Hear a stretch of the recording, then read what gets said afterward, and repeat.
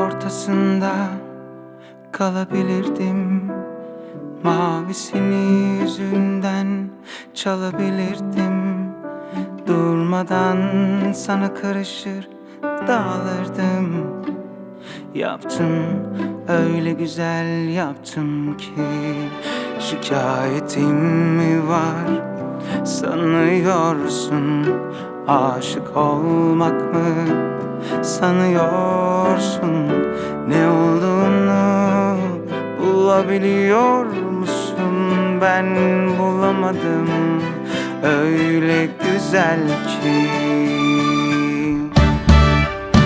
Işığın üstüne senin karanlığın mı? Avucumun içine senin kokun mu?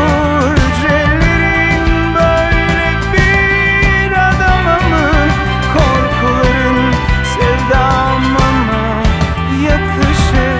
Işığın üstüne senin karanlığın mı? Avucumun içine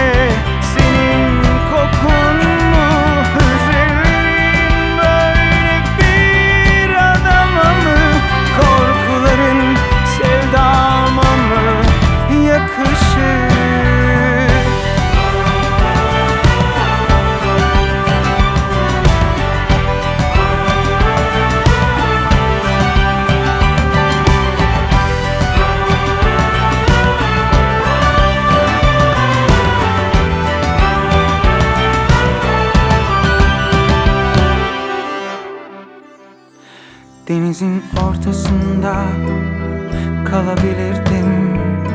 Mavisini yüzünden çalabilirdim. Durmadan sana karışır dağılırdım.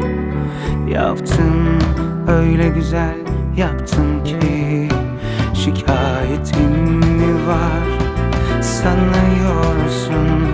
Aşık olmak mı sanıyorsun? Ne olduğunu bulabiliyor musun? Ben bulamadım, öyle güzel ki. Işığın üstüne senin karanlığın mı? Avucumun içine senin kokun mu?